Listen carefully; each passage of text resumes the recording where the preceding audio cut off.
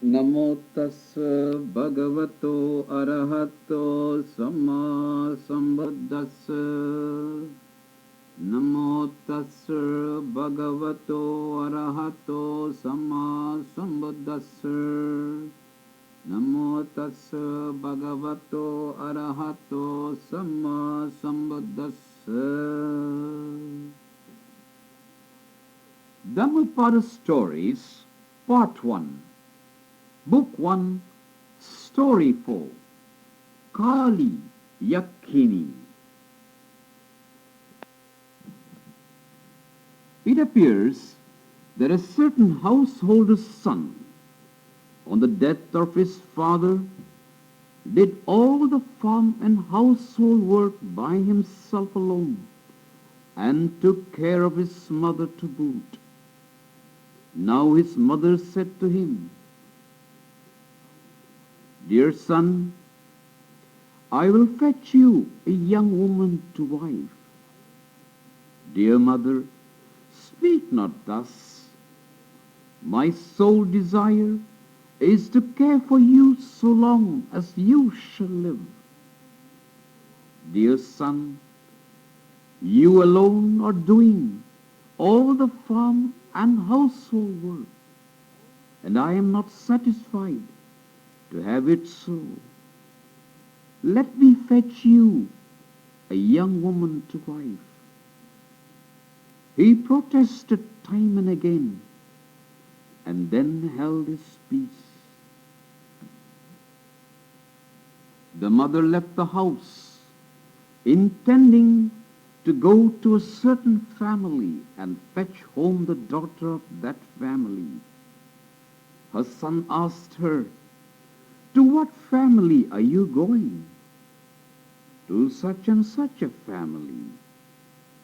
He would not let her go to the family she had in mind, but told her of a family he liked better. So he went to the family he fancied, selected a wife for her son, and having set the day, installed her in her son's house. The woman turned out to be barren. Then said the mother to the son, "Son, you had me fetch you a wife you yourself selected. Now she turns out to be barren. Without children, a family dies out, and the line is not continued. Therefore, let me fetch you another young woman to wife." "Enough, dear mother," replied the son. But the mother repeated her request time and again. The barren wife heard the talk and thought to herself, "It is certain that sons cannot disobey the words of their mothers and fathers. Now if she fetches him a wife who is fruitful, they will treat me like a slave. Suppose I were to fetch him a young woman of my own selection?" So the barren wife went to a certain family and selected a young woman for him. But she immediately encountered the opposition of the young woman's parents, who said to her, "Woman, what say you?" The barren wife replied, "I am a barren woman and without children. A family dies out. If your daughter gives birth to a son, she will be mistress of the family and the wealth thereof. Therefore, give your daughter to me for my husband." She finally prevailed upon them to grant her request, and taking the young woman with her, installed her in a husband's house. Then this thought occurred to her: if my rival gives birth to a son or a daughter, she alone will be mistress of the household. I must see to it that she shall not give birth to a child. So the barren wife said to her rival, as soon as you have conceived a child in your womb, pray let me know. Very well, replied her rival. In accordance with her promise, as soon as she had conceived, she told her fellow wife. Now the barren wife was accustomed to give her rival regularly every day with her own hand. So along with the food she gave her a drug to cause abortion. The result was that her rival had a miscarriage. Again, the second time, the fruitful wife conceived a child and informed the barren wife. And again her fellow wife did as before and brought about a miscarriage. The women who lived in the neighborhood asked the fruitful wife, is not your rival putting an obstacle in your way? When she told them the facts, they said to her, you foolish woman, why did you do this? This woman was afraid you would get the upper hand. So she mixed a preparation to bring about a miscarriage and gave it to you. Do not tell her again. Accordingly, the third time the fruitful wife said to her rival. But the barren wife, seeing her belly, said to her, why did you not tell me that you had conceived a child? Said the fruitful wife, it was you who brought me here, and twice you have caused me to suffer a miscarriage. Why should I tell you?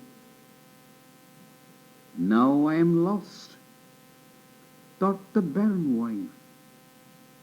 From that time on, she watched to catch her rival off her guard.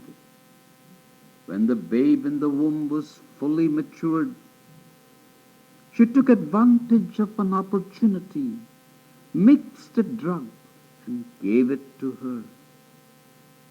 But because the babe in her womb was fully mature, an abortion was out of the question. And the result was that the child lodged across the neck of the womb. Immediately the mother suffered acute pains and feared that her hour had come. You have killed me, she cried. It was you alone that brought me here. It was you alone that killed my 3 children. Now I also am going to die. When I have passed out of this existence, may I be reborn as an ogress, able to devour your children. And having made this earnest wish, she died, and was reborn in that very house as a cat. The husband seized the barren wife, and saying to her, it was you who destroyed my family, beat her soundly with elbows, knees, and otherwise. As the result of the beating she received, she sickened and died, and was reborn in that very house as a hen. So the fruitful wife was reborn as a cat, and the barren wife was reborn as a hen. The hen laid eggs, and the cat came and ate them. This happened 3 times, said the hen.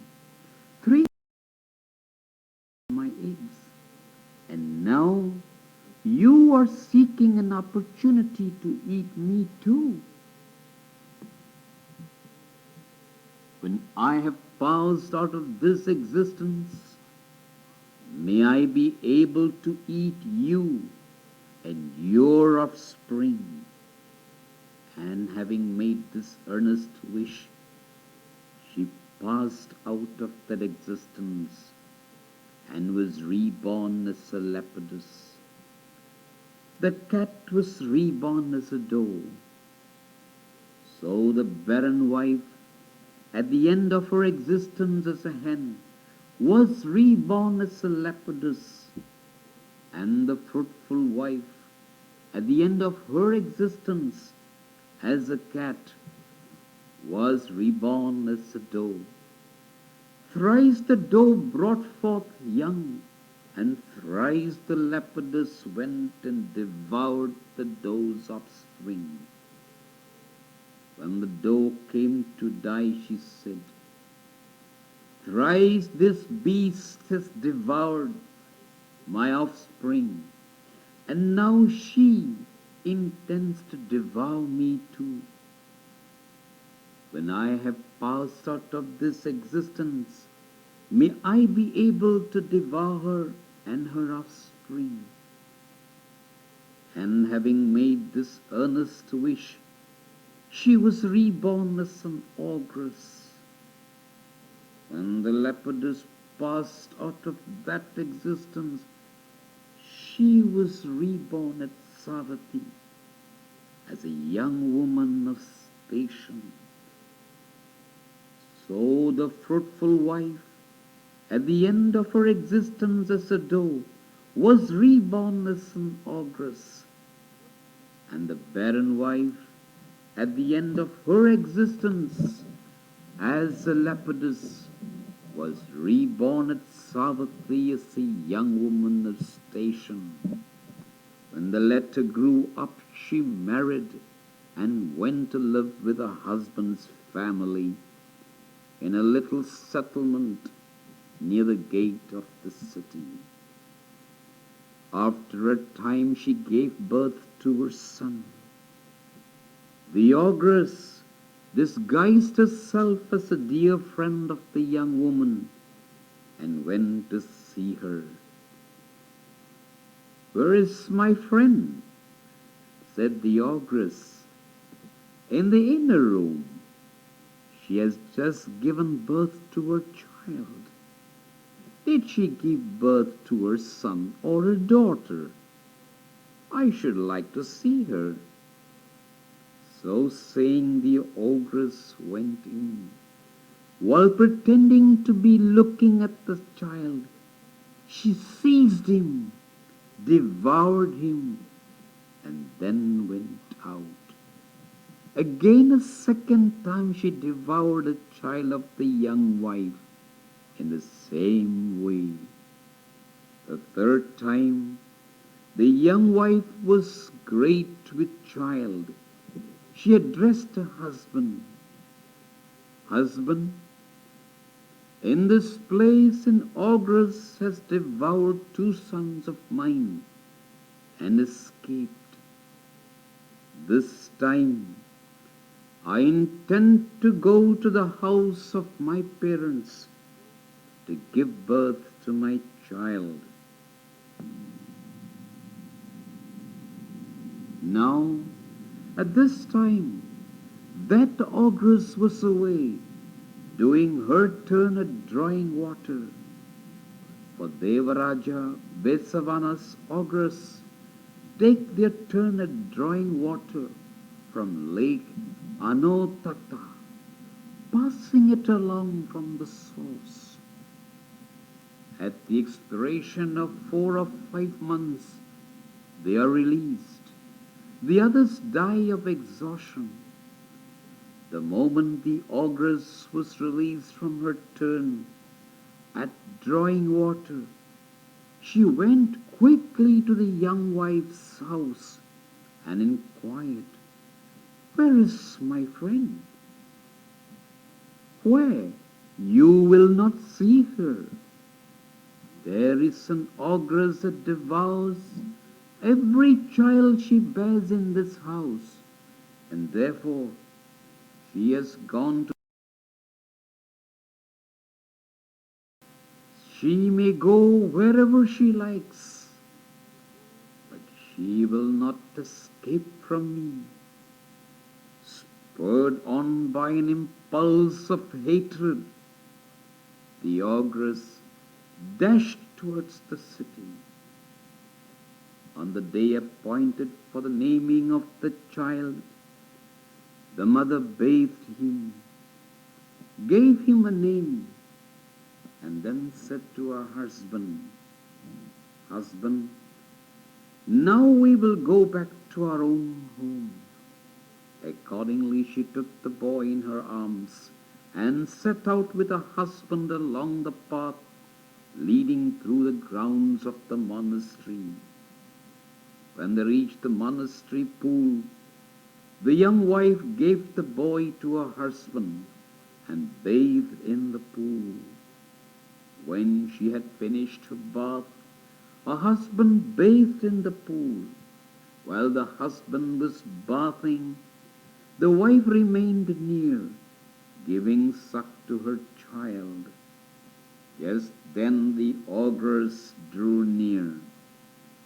The young wife saw her coming and recognized her. Immediately she screamed with a loud voice, "Husband, husband, come quickly, come quickly. Here is that ogress." Daring to wait until her husband came, she turned and dashed into the monastery. Now at this time the teacher was preaching the Dhamma in the midst of the congregation. The young wife laid a boy at the feet of the Tathagata and said, "I give you this child. Spare the life of my son." The deity Sumana, who resided in the embattled chamber over the gate, prevented the ogress from entering. The teacher addressed the elder Ananda, saying, "Go, Ananda, summon the ogress within." The elder summoned her within. The young wife said, "Here she comes, reverend sir." Said the teacher, "Let her come. Make no noise." When the ogress came and stood before him, the teacher said, "Why have you so done? Had you not come face to face with the Buddha, like me, you would have cherished hatred towards each other for an aeon, like the snake and the mongoose, who trembled and quaked with enmity, like the crows and the owls. Why do you return hatred for hatred? Hatred is quenched by love, not by hatred." And when he had thus spoken, he pronounced the following stanzas. "Hate is not overcome by hate. By love alone is hatred appeased." At the conclusion of the stanza, the ogress was established in the fruit of conversion. The teacher said to the woman, "Give your child to this ogress." "I'm afraid too, reverend sir." "Fear not. You have no reason to be alarmed because of her." The young wife gave her child to the ogress.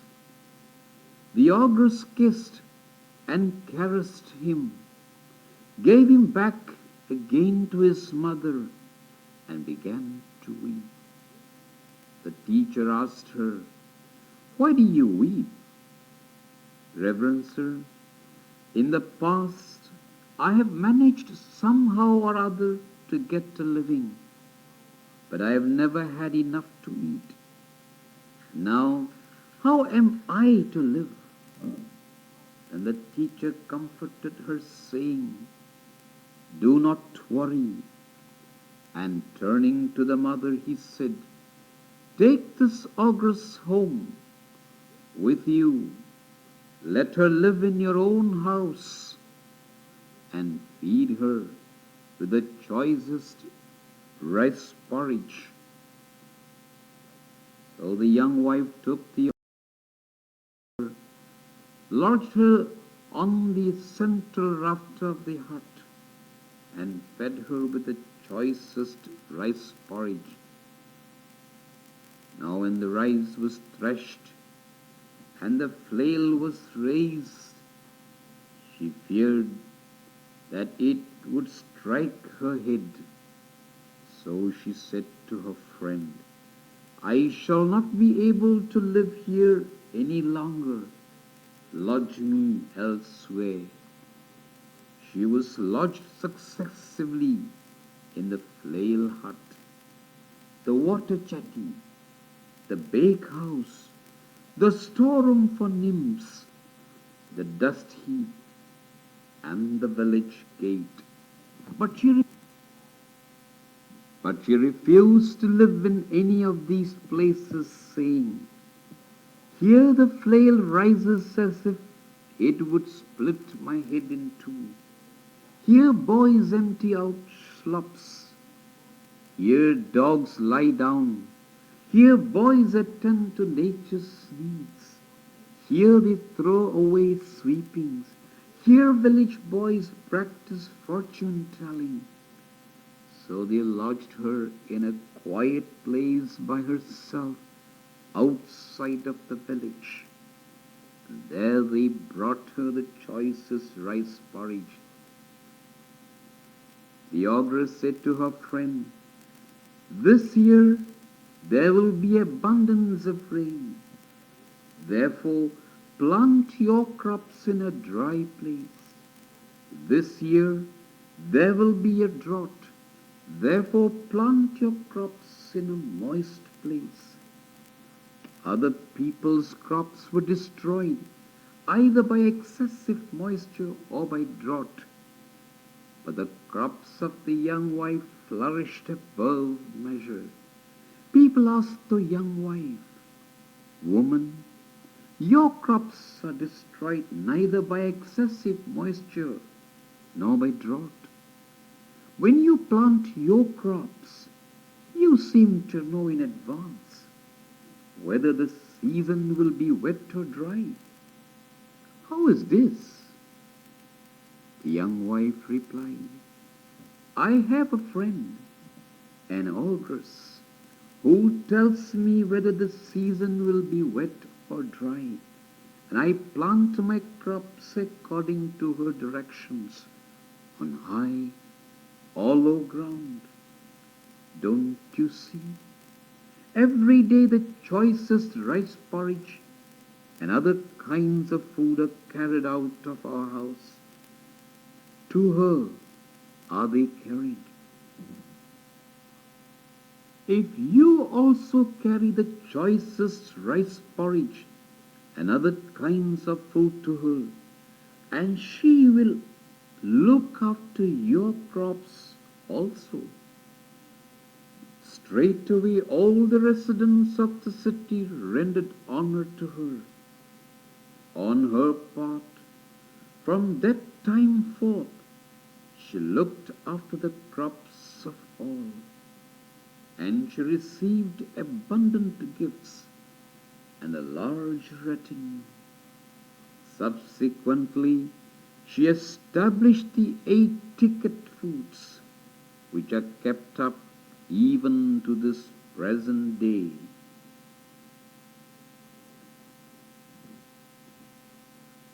Book 1, Story 6, Cullakala, Mahakala. Cullakala, Majjimakala, and Mahakala were 3 householders who lived in Setavya, and they were brothers. Cullakala and Mahakala, the oldest and youngest respectively, used to travel abroad with their caravan of 500 carts and bring home goods to sell, and Mahakala sold the goods they brought. Now, on a certain occasion, the two brothers, taking wares of various kinds in their 500 carts, set out for Savatthi, and halting between Savatthi and Jetavana, unharnessed their carts. In the evening, Mahakala saw noble disciples, residents of Savatthi, with garlands and perfumes in their hands, going to hear the Dhamma. "Where are you going?" he asked. Receiving the answer that they were going to hear the Dhamma, he thought to himself, "I will go too." So he addressed his youngest brother, "Dear brother, keep watch over the carts. I am going to hear the Dhamma." So saying, he went and paid obeisance to the Tathagata and sat down in the outer circle of the congregation. On that day the teacher preached the Dhamma in orderly sequence with reference to Mahakala's disposition of mind, and quoting the sutta on the aggregate of suffering and other suttas discoursed on the sinfulness and folly and contamination of sensual pleasures. Mahakala, after listening to the discourse, thought to himself, "So a man must needs leave all things behind him when he goes hence. When a man goes to the world beyond, neither wealth nor kinsman can follow him. Why should I continue to live the life of a householder? I will become a monk." Accordingly, when the multitude had paid obeisance to the teacher and departed, he requested the teacher to receive him into the order. "Have you no kinsman of whom it is proper that you should ask permission?" inquired the teacher. "I have a younger brother, Reverend Sir. Ask his permission." "Very well, Reverend Sir." So Mahakala went to Cullakala and said to him, "Dear brother, receive all this wealth. But what about you, brother?" "I intend to retire from the world under the teacher."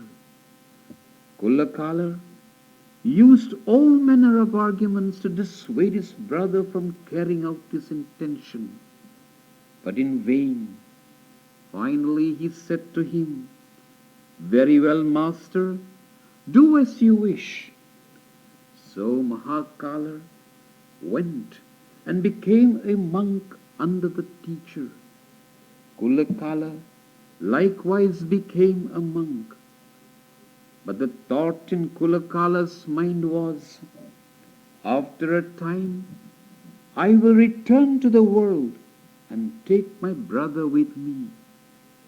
Somewhat later, Mahakala made his full profession, and approaching the teacher asked him, "How many duties are there in this religion?"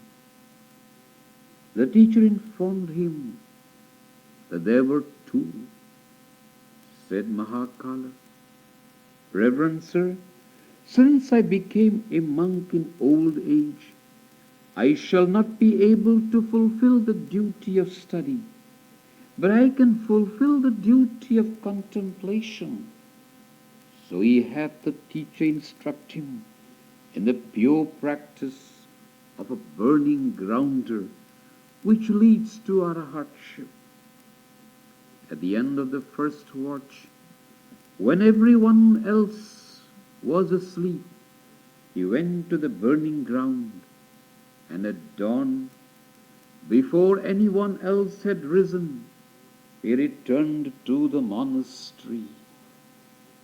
Now the keeper of the burning ground, a certain woman named Kali, whose duty was to burn the bodies of the dead, saw the elder as he stood up and sat down and walked about. And she thought to herself, "Who can this be that comes here? I will find out about him." But she was unable to find out what she wished to find out about him.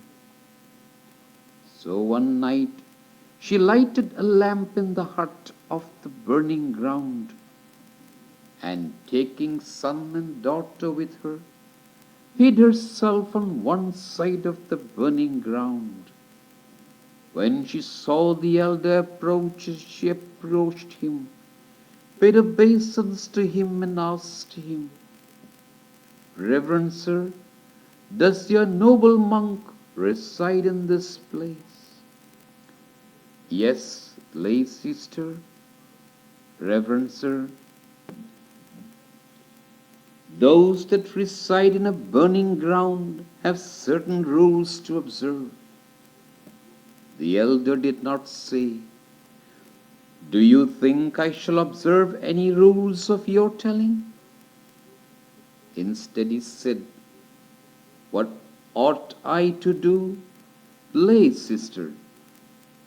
Said the keeper of the burning ground, "Reverend sir, they that reside in a burning ground are bound to declare the fact to the keepers of the burning ground, to the chief elder at the monastery, and to the village headman.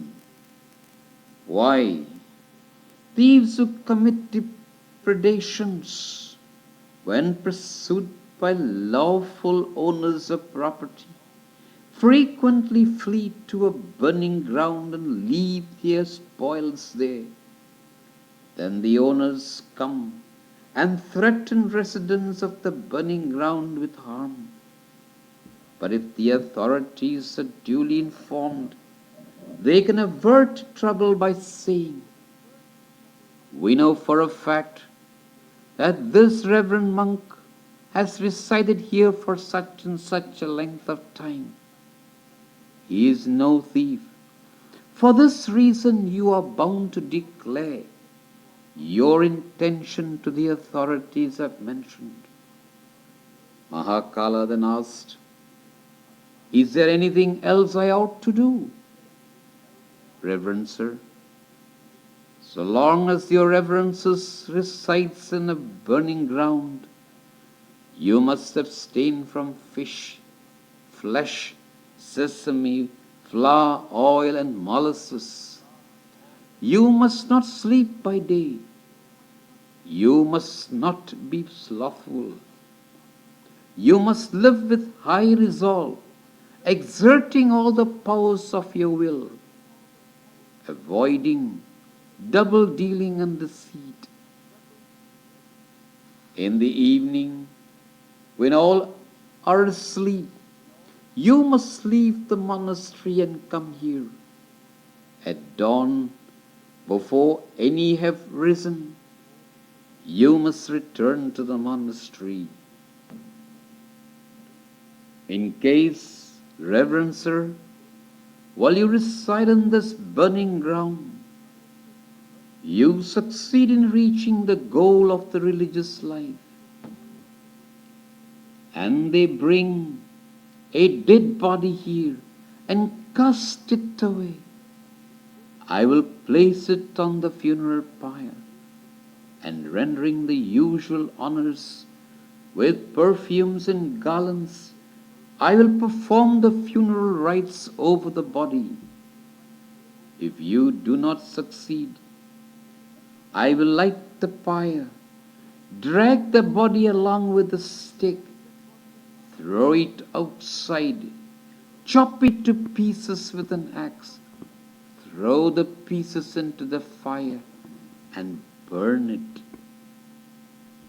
The elder said to her, Very well, woman, but in case you should see a corpse which you think would afford me a suitable subject of meditation on material form, be good enough to tell me. Very well, said she, promising him to do so. In accordance with his intention, the elder Mahakala performed his meditation in the burning ground. The elder Cullakala, however, busy and active, thinking always of the house life, remembering son and wife, said to himself, It is an excessively difficult task my brother is engaged in. Now a certain young woman of station was attacked by a disease, and the very moment the disease attacked her, she died in the evening without a sign of withering or weariness. In the evening, her kinsfolk and friends brought her body to the burning ground with firewood, oil, and other requisites, and said to the keeper of the burning ground, Burn this body.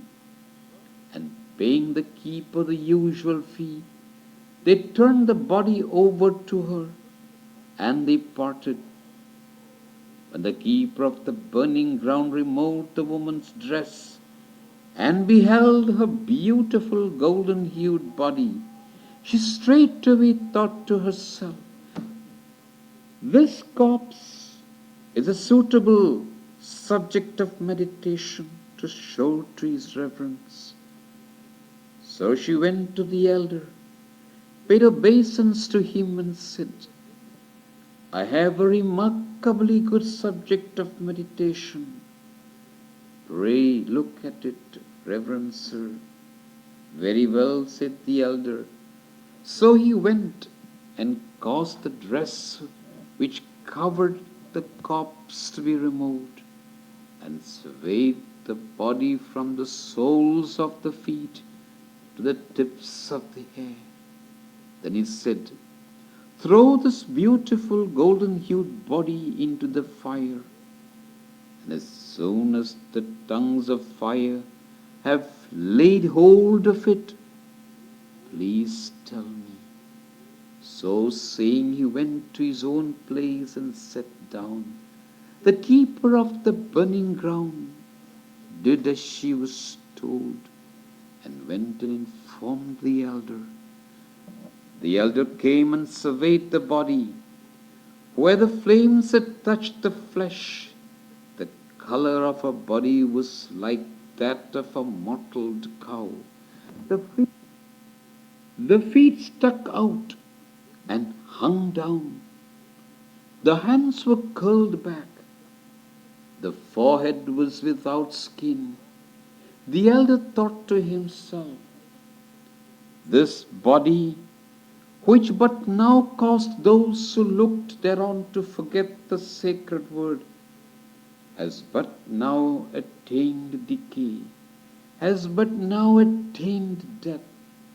And going to his night quarters, he sat down, discerning clearly death and decay. Impermanent are all existing things. It is their nature to come into existence and to decay. They come into existence and perish. It is well when they have ceased to be. Having recited this stanza, Mahakala developed spiritual insight and attained arahatship, together with the supernatural faculties. When Mahakala attained arahatship, the teacher surrounded by the congregation of monks, traveling from place to place, arrived at Setavir and entered the Simsapa forest. Cullakala's wives, hearing that the teacher had arrived, thought to themselves, "Now we shall recover our husband." So they sent and invited the teacher. Now, when a visit is expected from the Buddhas, it is customary to prepare a seat in a place which is not circumscribed, and in order to ensure that this shall be done, it is customary for a single monk to go in advance and give warning. For the seat of the Buddhas must be set in the midst. On the right of the Buddha must be placed the seat of the elder Sariputta, and on his left that of the elder Mahamoggallana. And next to these on both sides must be arranged the seats for the congregation of monks. Therefore, the elder Mahakala, standing in the place where the bowls and robes were kept, sent forth Cullakala, saying, "You go in advance and give warning to arrange the seats." From the moment the members of the household caught sight of Cullakala, they made a jest of him, putting the low seats at the ends where the elders of the assembly were to sit, and the high seats where the novices were to sit. Cullakala said to them, "Do not arrange the seats thus. Do not put the low seats above and the high seats below." But the women, pretending not to hear him, said, "What are you doing here, walking about? What right have you to give orders about the arrangement of the seats? By whose leave did you become a monk? Who made a monk of you? What made you come here?" And hearing thus, made a mock of him. They tore off his under and upper garments, clothed him with white garments instead, placed a garland coil on his head, and packed him off, saying, "Go, fetch the teacher. We will arrange the seats." Now those who have been monks for a short time and have returned to the world before keeping a single residence are without a sense of shame. Therefore Cullakala, free from any anxiety on the score of his clothing, went to the teacher, paid obeisance to him, and taking him with the congregation of monks presided over by the Buddha, returned. When the congregation of monks had finished their meal, Mahakala's wives thought to themselves, "Cullakala's wives recovered their husband. Let us also recover ours." Accordingly, they invited the teacher for the following day. But on this occasion, a different monk came to arrange the seats. And so Mahakala's wives failed of an opportunity to embarrass him. When they had seated the congregation of monks presided over by the Buddha, they presented them with food. Now Cullakala had 2 wives, Majjimakala had 4, and Mahakala had 8. The teacher sat down and ate his meal. When he had finished his meal, those women said to him, "Reverend Sir, Mahakala will pronounce thanksgiving and then return. You go on ahead. The teacher said, very well, and went on ahead. When the teacher reached the village gate, the congregation of monks were offended and said, what a thing for the teacher to do! Did he do it wittingly or unwittingly? Yesterday, Cullakala came in advance, and that was the end of his monastic life. But today, a different monk came in advance, and nothing of the sort happened. The teacher sent Mahakala back and continued on his way. Said the monks, the monk Mahakala is virtuous and upright. Will they put an end to his monastic life? Hearing their words, the teacher stopped and asked them, what is it you are saying, monks? When they told him, he said, but monks, you do not think that Mahakala is like Cullakala? Yes, Reverend Sir. Cullakala has 2 wives, but Mahakala has 8. If his 8 wives gather about him and seize him, what can he do, Reverend Sir? Said the teacher, monks, do not speak thus. Cullakala lives a busy and active life and allows his thoughts to dwell on many pleasing objects. My son Mahakala, on the other hand, does not live looking for pleasure, but is immovable like a mountain of solid rock. So saying, he pronounced the following stanzas. Whoever lives contemplating pleasant things, with senses unrestrained in food, immoderate, indolent, inactive, him Mara overthrows as the wind overthrows a weak tree. Whoever lives contemplating the impurities, with senses restrained in food, moderate, full of faith, full of sustained energy, him Mara overthrows not, as the wind does not overthrow a rocky mountain. Mahakala's former wives surrounded him and said to him, by whose sleeve did you become a monk? Will you now become a householder? Having said this, and much more to the same effect, they sought to strip him of his yellow robes.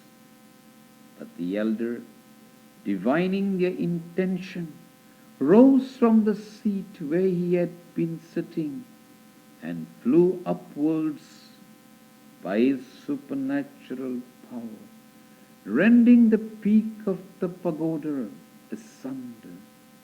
And having soared through the air, he descended to the ground as the teacher spoke the concluding words of the stanzas, praising the golden body of the teacher and paying obeisance at the feet of the Tathagata.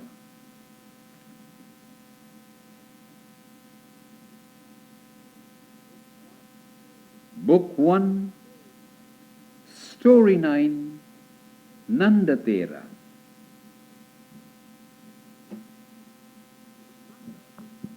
Nanda becomes a monk in spite of himself.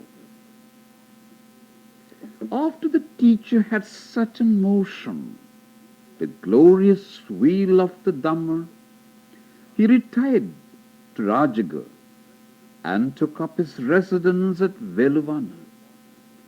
Thereupon his father, the great king Suddhodana, sent 10 ambassadors to him, one after the other, each with a retinue of 1,000 men, saying to them, "Fetch my son hither, and show him to me before my face."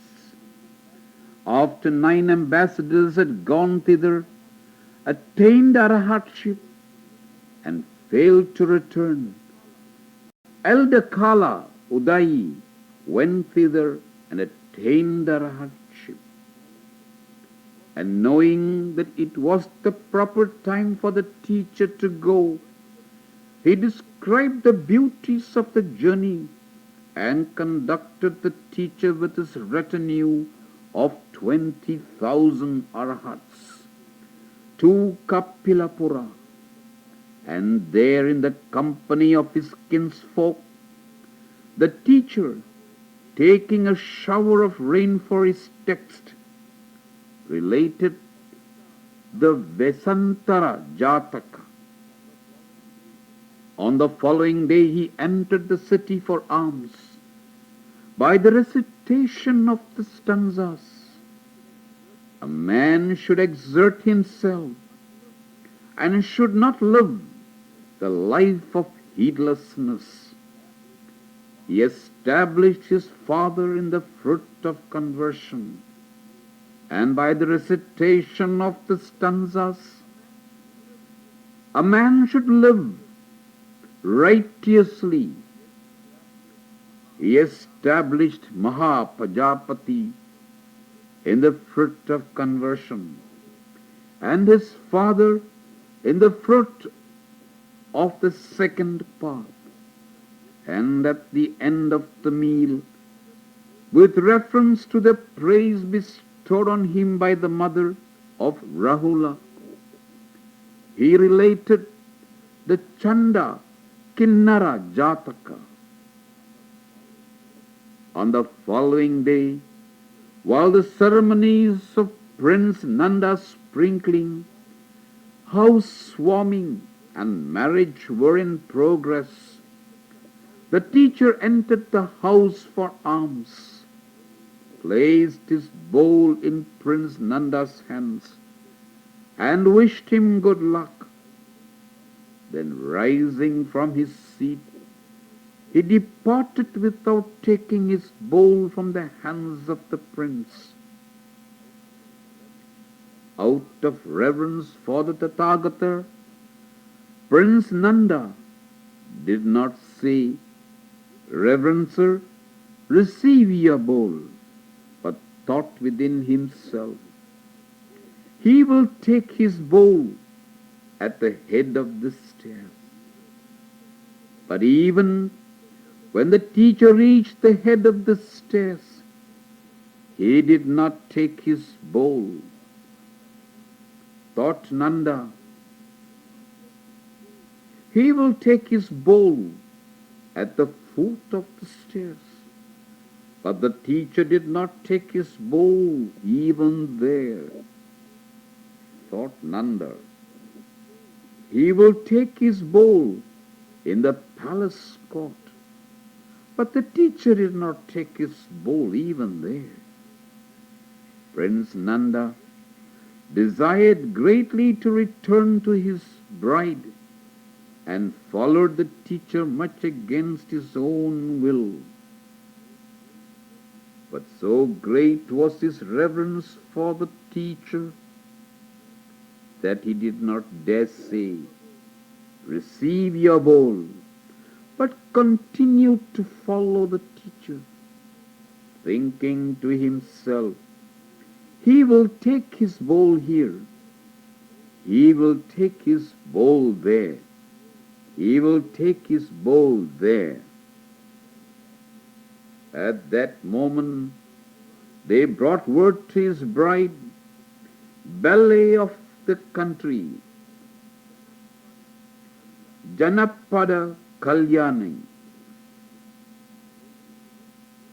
"My lady, the Exalted One has taken Prince Nanda away with him. It is his purpose to deprive you of him." Thereupon Dhammapada Kalyani, with tears streaming down her face and hair half combed, ran up to Prince Nanda as fast as she could and said to him, "Noble sir, please return immediately." Her words caused a quiver in Nanda's heart. But the teacher, without so much as taking his bowl, led him to the monastery and said to him, "Nanda, would you like to become a monk?" So great was Prince Nanda's reverence for the Buddha that he refrained from saying, "I do not wish to become a monk," and said instead, "Yes, I should like to become a monk." Said the teacher, "Well then, make a monk of Nanda." Thus it happened that on the third day after the teacher's arrival at Kapilapura, he caused Nanda to be made a monk. On the seventh day, the mother of Rahula adorned Prince Rahula and sent him to the Exalted One, saying, "Dear son, go, look upon this monk, possessed of a retinue of 20,000 monks, possessed of a body of the hue of gold, possessed of the beauty of form of Mahabrahma. This monk is your father. To him once belonged great stores of treasure. From the time of his great retirement, we have not seen him. Ask him for this, your inheritance, saying, 'Dear father, I am a royal prince, and as soon as I shall receive the ceremonial sprinkling, I shall become a universal monarch. I have need of wealth. Bestow wealth upon me. For to her son belongs the wealth which formerly belonged to his father.' Accordingly, Prince Rahula went to the Exalted One.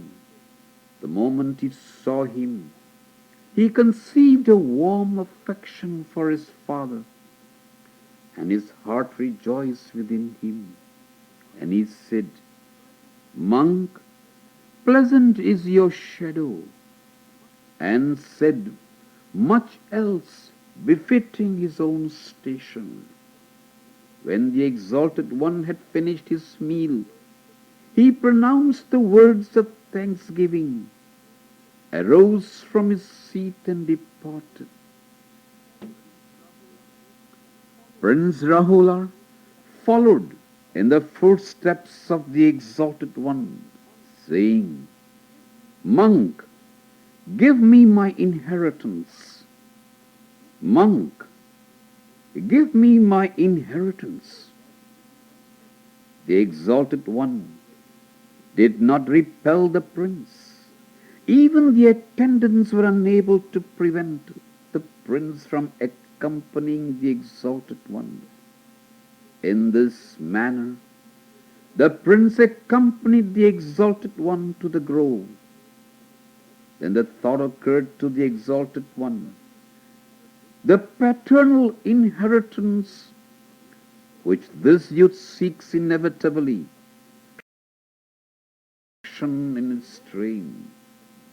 Behold, I will bestow upon him the sevenfold noble inheritance which I received at the foot of the bow tree.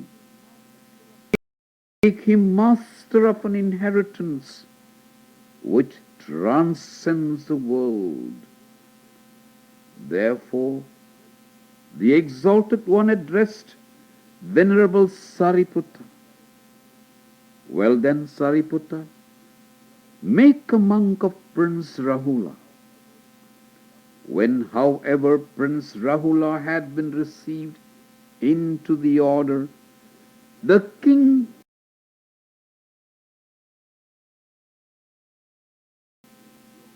unable to endure his sorrow, he made known his sorrow to the Exalted One and made the following request of him.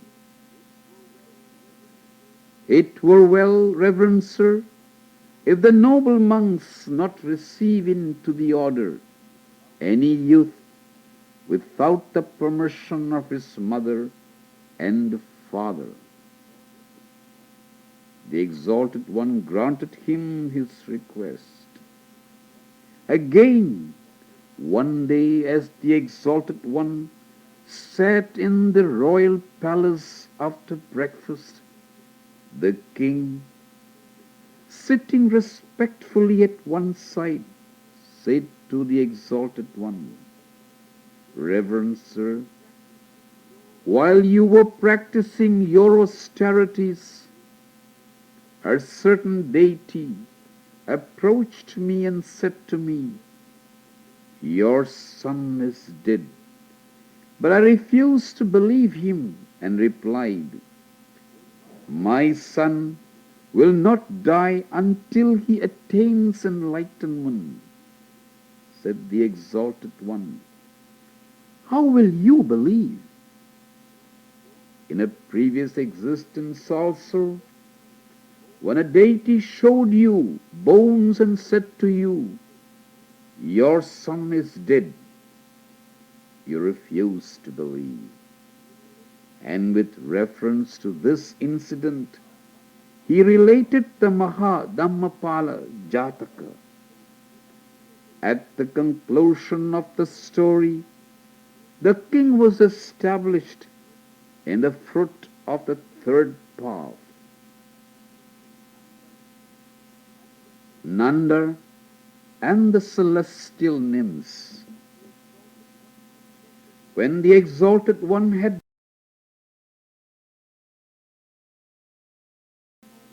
he returned once more to Rajaga, accompanied by the congregation of monks. Now he had promised Anathapindika to visit Savatthi as soon as the great monastery of Jetavana should be completed. And receiving word shortly afterwards that the monastery had been completed, he went to Jetavana and took up his residence there. While the teacher was thus residing at Jetavana, Venerable Nanda, becoming discontented, told his troubles to the monks, saying, Brethren, I am dissatisfied. I am now living the religious life, but I cannot endure to live the religious life any longer. I intend to abandon the higher precepts and to return to the lower life, the life of a layman. The Exalted One, hearing of this incident, sent for Venerable Nanda and said this to him, Nanda, is the report true that you spoke as follows to a large company of monks? Brethren, I am dissatisfied. I am now living the religious life, but I cannot endure to live the religious life any longer. I intend to abandon the higher precepts and to return to the lower life, the life of a layman. It is quite true, Reverend Sir. But Nanda, why are you dissatisfied with the religious life you are now living? why cannot you endure to live the religious life any longer? Why do you intend to abandon the higher precepts and to return to the lower life, the life of a layman? Reverend sir, when I left my house, my noble wife, Dhammapada Kalyani, with hair half combed, took leave of me, saying, "Noble sir, please return immediately." Reverend sir, it is because I keep remembering her that I am dissatisfied with the religious life I am now living, that I cannot endure to live the religious life any longer, that I intend to abandon the higher precepts and to return to the lower life, the life of a layman. Then the Exalted One took Venerable Nanda by the arm, and by his psychic power conducted him to the world of the 33.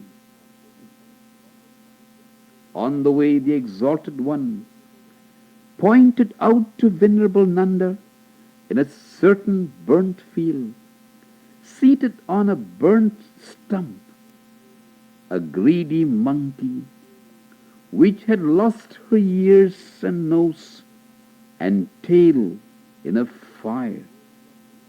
When they reached the world of the 33, he pointed out 500 pink-footed celestial nymphs who came to wait upon Saka, king of the gods.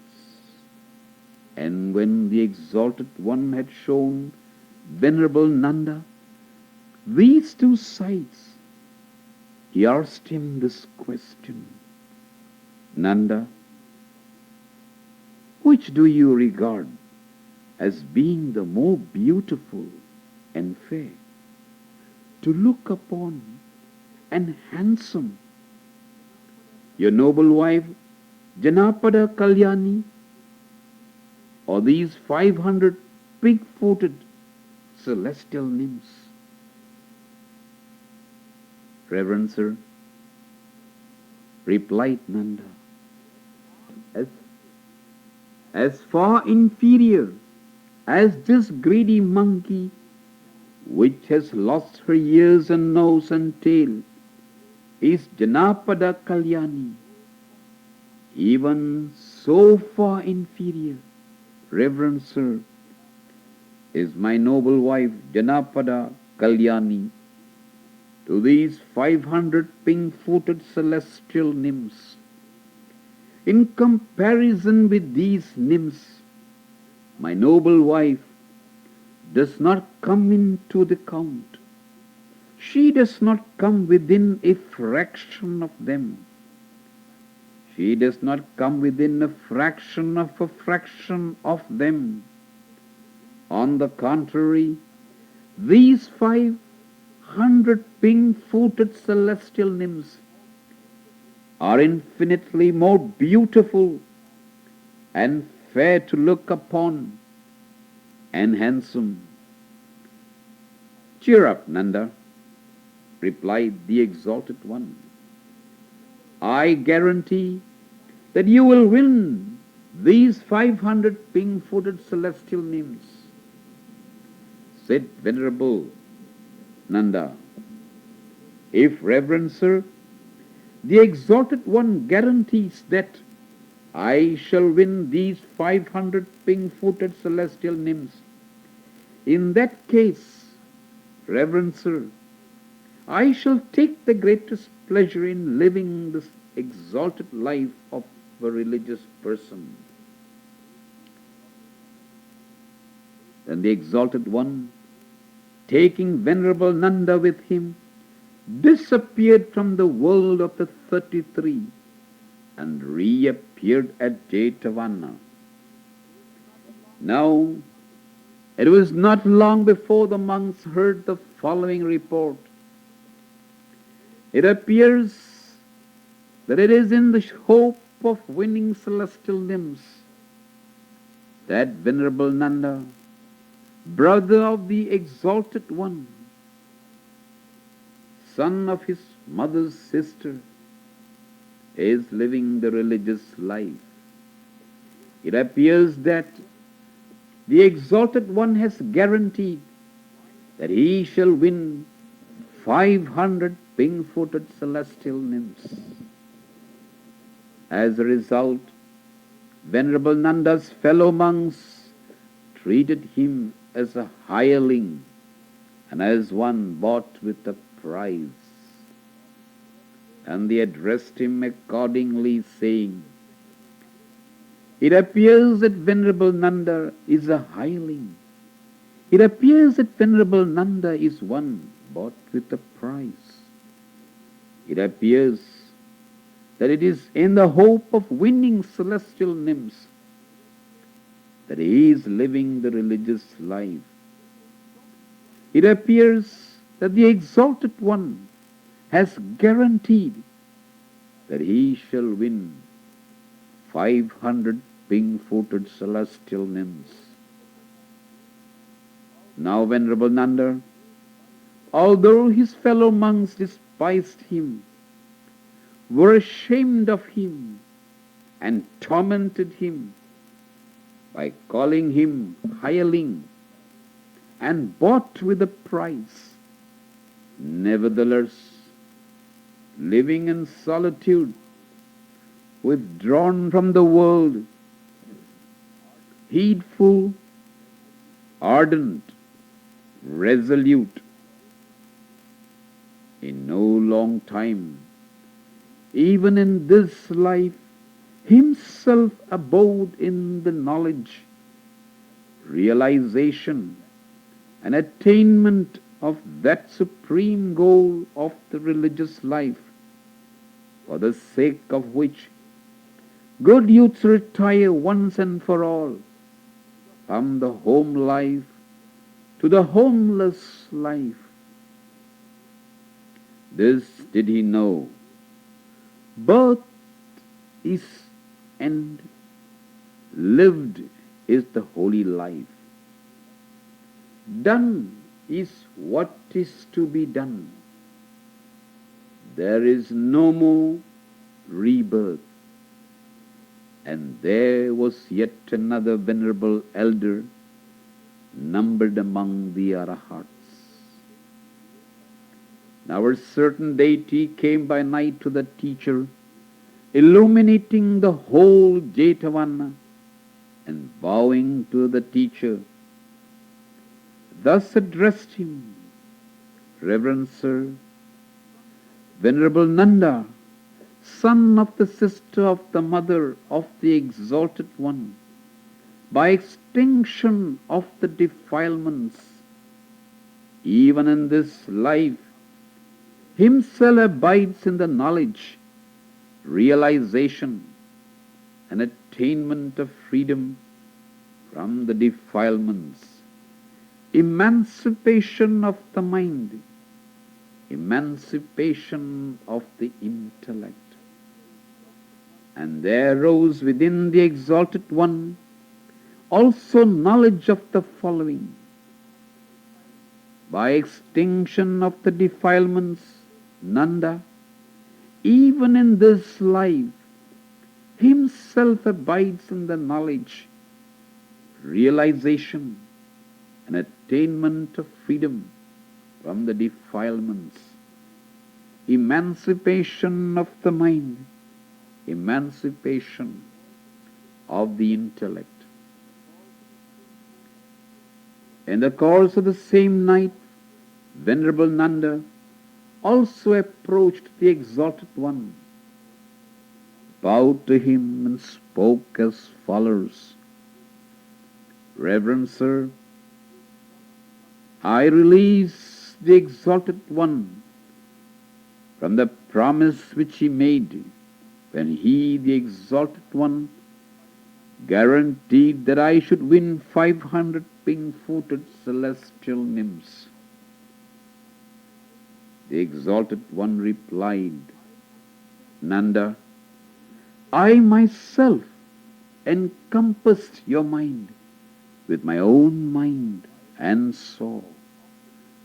By extinction of the defilements, Nanda, even in this life, himself abides in the knowledge, realization, and attainment of freedom from the defilements, emancipation of the mind, emancipation of the intellect. Likewise, a deity informed me of the fact, saying, by extinction of the defilements, Nanda, even in this life, himself abides in the knowledge, realization, and attainment of freedom from the defilements, emancipation of the mind, emancipation of the intellect. When therefore, Nanda, you cease to cling to the things of the world, and your heart was released from the defilements, at that moment I was released from that promise. Then the Exalted One, knowing the true depth of this matter, breathed forth the following solemn utterance. He that has crossed over the mud and crushed the thorn of lust, he that has destroyed delusion, such a man is unmoved, whether in pleasure or in pain. Now one day the monks approached Venerable Nanda and asked him, Brother Nanda, aforetime you said, I am dissatisfied. Do you say the same thing now? Brethren, I am in no wise inclined to the life of a layman. When the monks heard his answer, they said, Venerable Nanda says, that which is not true utters falsehood. On former days, he used to say, I am dissatisfied, but now says, I am in no wise inclined to the life of a layman. And forthwith they went and reported the matter to the Exalted One. The Exalted One replied, Monks, in former days, Nanda's personality was like an ill-thatched house, but now it has come to be like a well-thatched house. From the day he saw the celestial nymphs, he has striven to reach the goal of a monk's labors, and now he has reached it. So saying, he pronounced the following stanzas. Even as rain breaks through an ill-thatched house, so lust breaks through an ill-trained mind. Even as rain breaks not through a well-thatched house, so lust breaks not through a well-trained mind. Book 1, Story 2, Dhammika Upasaka. At Savatthi, we are told, lived 500 righteous lay brethren, each with a retinue of 500 lay brethren. The senior layman had 7 sons and 7 daughters. Each of these sons gave regularly ticket porridge, ticket food, food of the waning moon, food of the new moon, invitation food, precept day food, visitors' food, and food of the season of the rains. All of them were later born, so that the layman and his wife and 14 children maintained 16 forms of arms. And the layman, virtuous, upright, together with son and wife, took delight in the distribution of arms. After a time, the layman was attacked by a disease, and his vital energy began to decay. Desiring to hear the Dhamma, he sent word to the teacher, "Send me 8 or 16 monks." The teacher sent them, and they straightway went and gathered around his bed and sat down on seats prepared for them. "Reverend sirs," said the layman, "it will be difficult for me to see you, for I am weak. Rehearse me but a single sutta." "Which sutta would you like to hear, lay brother?" "The Satipatthana Sutta, common to all the Buddhas." Accordingly, they began to rehearse the sutta, beginning with the words, "There is this one way, monks, this one path which leads to the salvation of living beings." At that moment, from the 6 worlds of the gods approached 6 chariots, 150 leagues long, drawn by 1,000 Sindh horses, adorned with all the adornments. In each chariot stood a deity, and each deity spoke and said, "Permit us to convey you to our celestial world."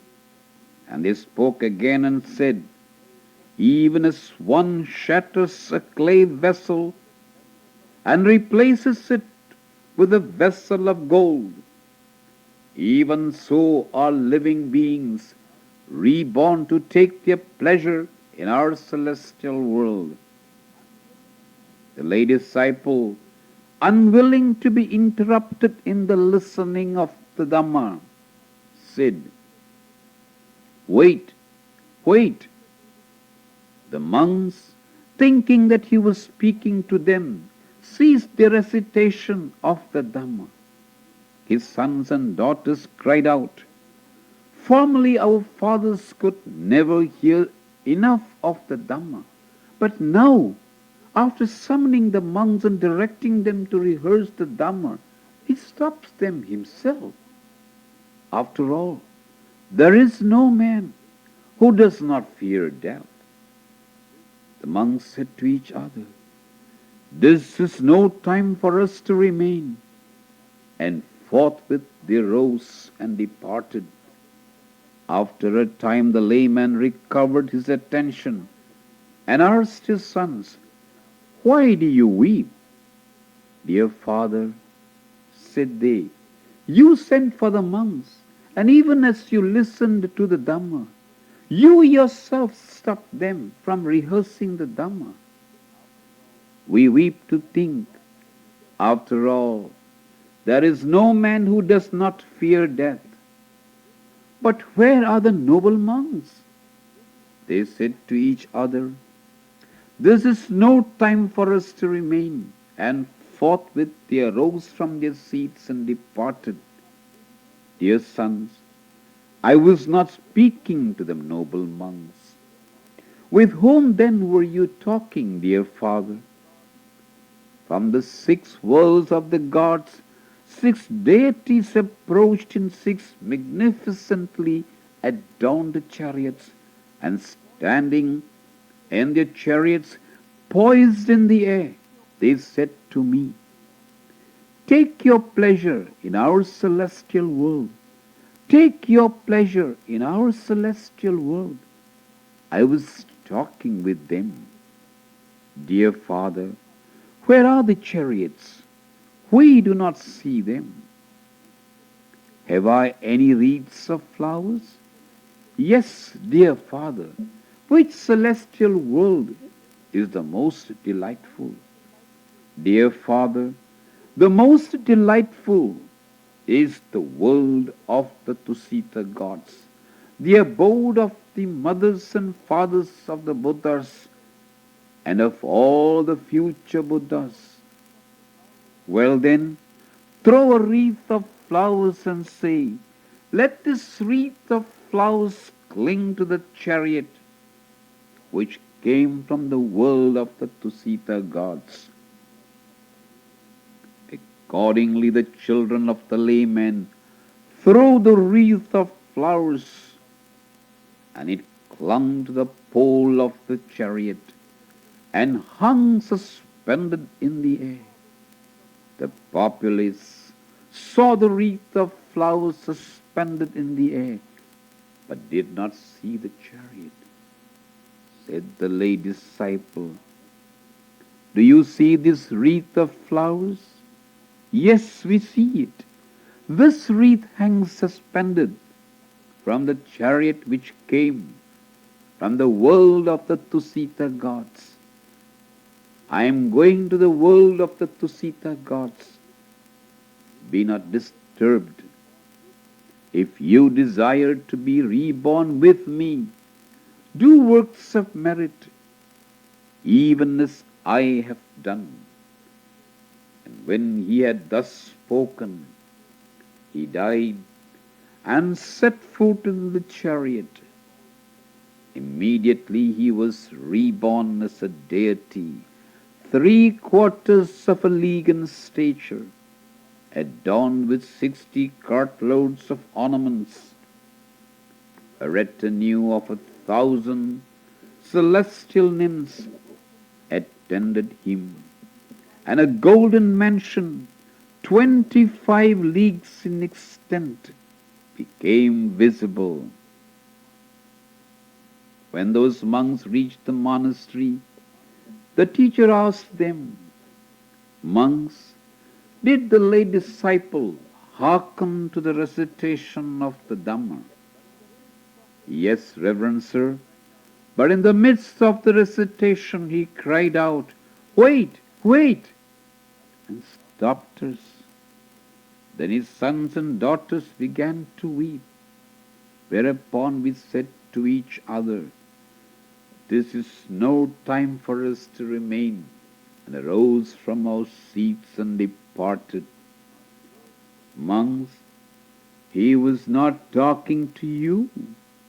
From the 6 worlds of the gods, 6 deities approached in 6 magnificently adorned chariots, and they summoned that lay disciple to go with them. But the lay disciple, unwilling that the recitation of the Dhamma should be interrupted, spoke to them. "Is that true, Reverend Sir?" "That is true, monks." "Reverend Sir, where was he reborn just now?" "In the world of the Tusita gods, monks." "Reverend Sir, but recently he lived here among his kinsfolk, rejoicing, and just now he went again to a place of rejoicing and was there reborn."